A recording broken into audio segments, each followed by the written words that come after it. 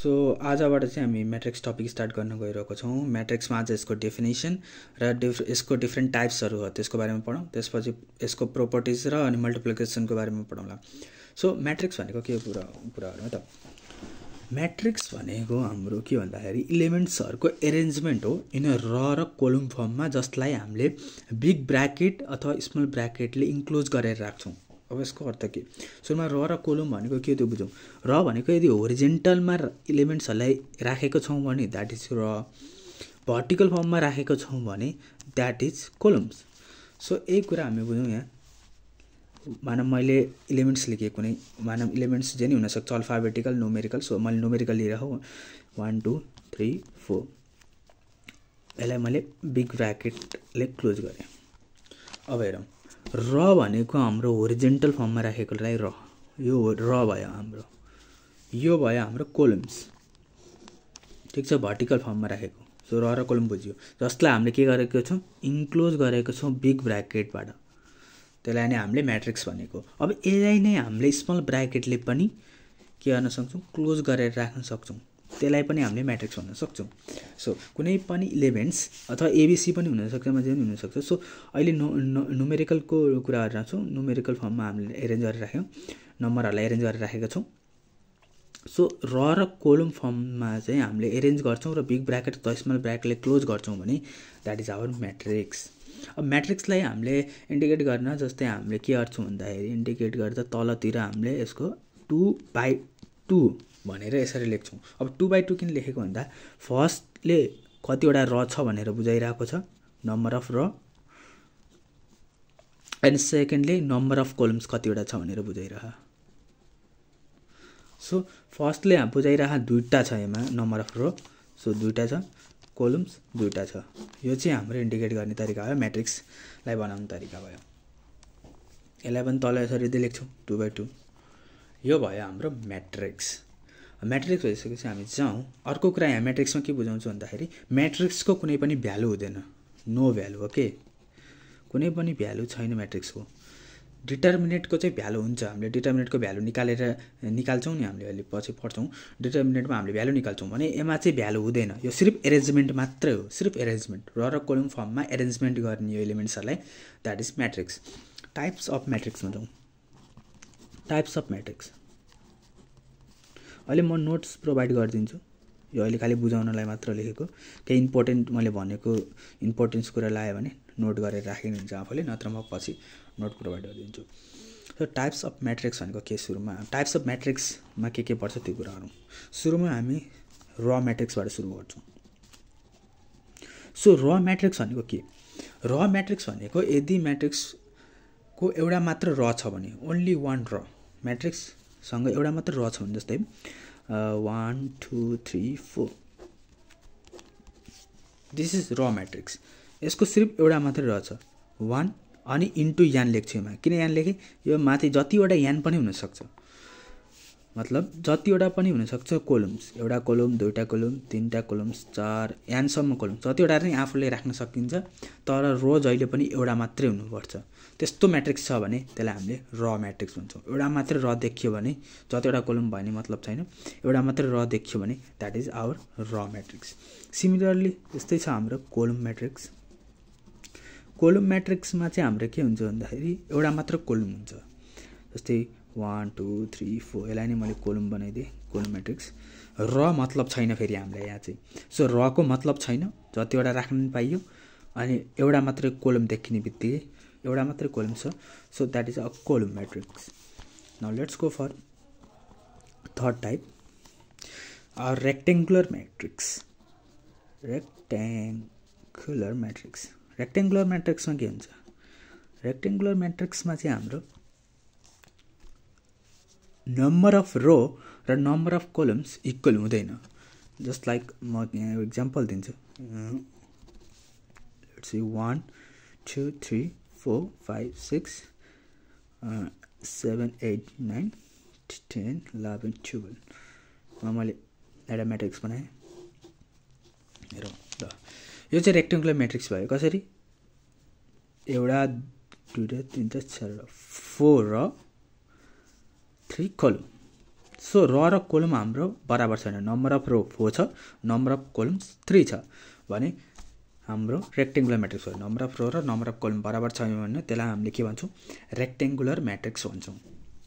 अब rectangular म्याट्रिक्सभित्र specially हामीले दुईवटा टाइपको म्याट्रिक्स पढ्छौँ रेक्टेङ्गुलरभित्रै, एउटा होरिजेन्टल म्याट्रिक्स र एउटा भर्टिकल म्याट्रिक्स भन्छ। होरिजेन्टल म्याट्रिक्स भनेको कस्तो भन्दाखेरि, होरिजेन्टल म्याट्रिक्स भनेको यदि हामीसँग नम्बर अफ कोलम्स यदि ग्रेटर छ भने नम्बर अफ रोज भन्दा, यदि नम्बर अफ रोज भन्दा चाहिँ नम्बर अफ कोलम्स ग्रेटर छ, जस्ट लाइक 1 2 3 4 5 6 7 8 9 10 यो भयो। नम्बर अफ रो कोलम हेर्ने हो भने धेरै छ, नम्बर अफ रो जम्मा दुईवटा छ।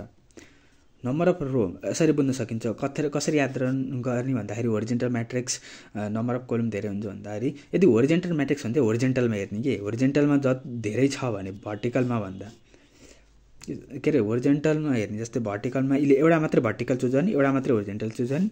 यदि होरिजेन्टलमा धेरै छ भनिरह भने यसको अर्थ नम्बर अफ कोलम्स धेरै छ, सो त्यसलाई हामीले होरिजेन्टल म्याट्रिक्स भन्छौँ। बुझ्नु तरिका। सो नम्बर अफ अनि भर्टिकल म्याट्रिक्समा चाहिँ के हुन्छ भन्दाखेरि, भर्टिकल म्याट्रिक्समा चाहिँ हाम्रो नम्बर अफ रोज ग्रेटर हुन्छ नम्बर अफ कोलम्स भन्दा। यसको पनि त्यही तरिका हो भन्ने, नम्बर अफ रो धेरै हुन्छ, रोमा हाम्रो नम्बर अफ रो धेरै हुन्छ, त्यसलाई भर्टिकल भनेपछि भर्टिकलमा धेरै हुन्छ भन्ने कुरा भन्ने कि यसरी नम्बर भर्टिकलमा धेरै हुन्छ भने कि, र भर्टिकल एउटा चुज गर्छौँ, भर्टिकलमा धेरै इलिमेन्ट्सहरू देखिन्छ एज कम्पेयर टु होरिजेन्टल भने that is our vertical matrix.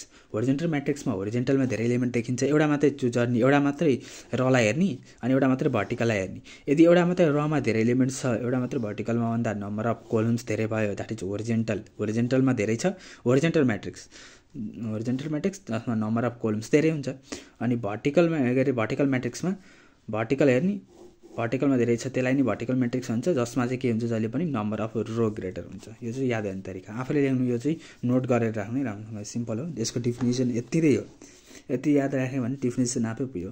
Example मैले भनिदिइहालेँ, इक्जाम्पल आफै बनाउन पनि सक्छौँ, कुन धेरै भन्ने कुरा हो। नम्बर अफ कोलम धेरैमा होरिजेन्टल म्याट्रिक्समा, नम्बर अफ रो धेरै भर्टिकल म्याट्रिक्समा। Now let's talk about square matrix. Square म्याट्रिक्सको कुरा हो, स्क्वायर म्याट्रिक्सको कुरा गर्दाखेरि स्क्वायर म्याट्रिक्समा के हुन्छ, स्क्वायर म्याट्रिक्समा नम्बर अफ रो र नम्बर अफ कोलम बराबर हुन्छ। जस्तै ABCD, नम्बर अफ रो हेर्ने र नम्बर अफ कोलम हेर्ने हो भने बराबर छ 2/2। यसरी नै 3/3 को म्याट्रिक्स बनाउन सकियो, 4/4 बनाउन सकियो। नम्बर अफ रो र नम्बर अफ कोलम्स चाहिँ इक्वल हुनु पर्यो। अब स्क्वायर म्याट्रिक्सभित्र धेरै म्याट्रिक्सहरू पर्छ, जस्तै हाम्रो सुरुमा लिगौँ हामीले डायगोनल म्याट्रिक्सको बारेमा है।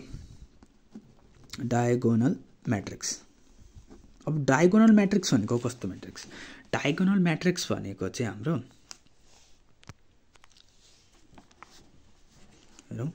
डायगोनल म्याट्रिक्स हुनलाई चाहिँ स्क्वायर म्याट्रिक्स हुनैपर्छ पहिलो कुरा, ठिक छ। स्क्वायर म्याट्रिक्स हुनैपर्छ, स्क्वायर म्याट्रिक्सको मात्र डायगोनल म्याट्रिक्स हुन्छ, डायगोनल म्याट्रिक्स बनाउन सकिन्छ। डायगोनल म्याट्रिक्स भनेको हामीले के बुझौँ भन्दाखेरि, कुनै पनि म्याट्रिक्स जसको डायगोनललाई छोडेर अरू सबै इलिमेन्ट्सहरू 0 छ भने त्यो चाहिँ हाम्रो लागि डायगोनल म्याट्रिक्स हो। जस्तै 1 2 0 0। अब यहाँ मैले जाने के बुझेन भन्दाखेरि, डायगोनल भनेको के त है त? डायगोनलमा हाम्रो के हुन्छ भन्दा यो हो कि हाम्रो डायगोनल कुनै पनि स्क्वायर म्याट्रिक्सको, जहिले पनि स्क्वायर म्याट्रिक्सको मात्र डायगोनल हुन्छ। जस्तै हामीले पढ्छौँ नि डायगोनल, प्यारालोग्रामको डायगोनल हैन, त्यस्तो हामीले पढ्छौँ नि, त्यही हो कि हाम्रो स्क्वायरको डायगोनल यसरी पढ्छौँ नि। स्क्वायर म्याट्रिक्सको पनि एउटा डायगोनल छ, यसलाई हामीले डायगोनल भनेको, यो मेन डायगोनल हो हाम्रो लागि। यही हो हाम्रो डायगोनल इलिमेन्ट्सहरू, यो जुन डायगोनलमा इलिमेन्ट्सहरू परेको छ त्यसलाई नै हामीले डायगोनल इलिमेन्ट्स भन्छौँ। जस्तै यो इलिमेन्ट्सहरू डायगोनल हो, डायगोनल इलिमेन्ट्स। सो 1 र 2 डायगोनल इलिमेन्ट्स हो। यसलाई छोडेर, डायगोनल इलिमेन्ट्सहरूलाई छोडेर अरू सबै 0 हुनु पर्यो, that is our diagonal matrix. So diagonal हुनको लागि सुरुमा स्क्वायर हुनु पर्यो, बल्ल डायगोनल म्याट्रिक्स भन्छ। सो स्क्वायर म्याट्रिक्स भयो भने मात्र डायगोनल हुन्छ, डायगोनल अरू डायगोनल एलिमेन्टलाई छोडेर अरू 0 भयो भने डायगोनल म्याट्रिक्स भनिन्छ। अब सिमिलरली हामीसँग छ अर्को स्केलर म्याट्रिक्स। स्केलर म्याट्रिक्समा के छ त, स्केलर म्याट्रिक्स भनेको हाम्रो यदि डायगोनल एलिमेन्ट्स, मैले भने डायगोनल एलिमेन्ट्स कस्तो डायगोनलमा पर्ने एलिमेन्टहरू हो डायगोनल एलिमेन्ट्स, डायगोनल एलिमेन्ट चाहिँ हाम्रो सेम छ, जस्तै 1 1 हुन नि सक्छ, 2 2 हुन नि सक्छ, ए हुन नि सक्छ, जे नि हुन सक्छ। यदि हाम्रो भनौँ एकदम टोटली यदि डायगोनल एलिमेन्ट्सहरू सेम छ र अरू 0 छ भने त्यस्तोलाई हामीले के भन्छौँ, स्केलर म्याट्रिक्स भन्छौँ है त।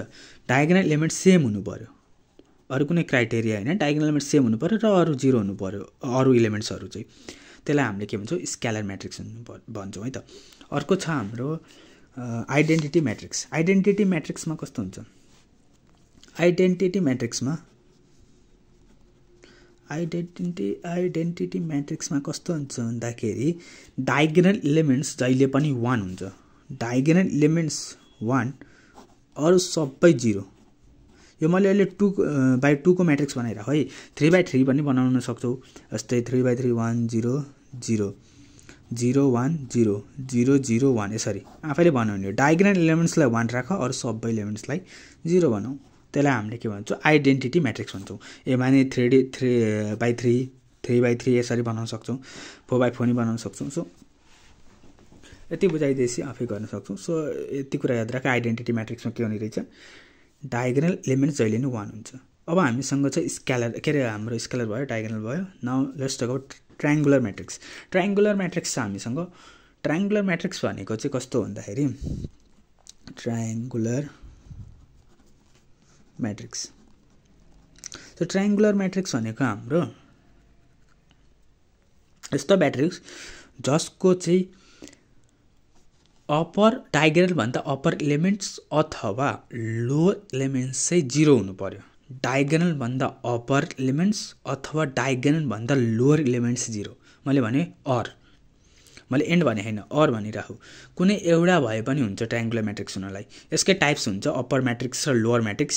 सो ट्रायङ्गुलर म्याट्रिक्स हुनको लागि के हुनु पर्यो, डायगोनल एलिमेन्ट्स भन्दाको माथिको एलिमेन्ट 0, तलको एलिमेन्ट्स पनि 0।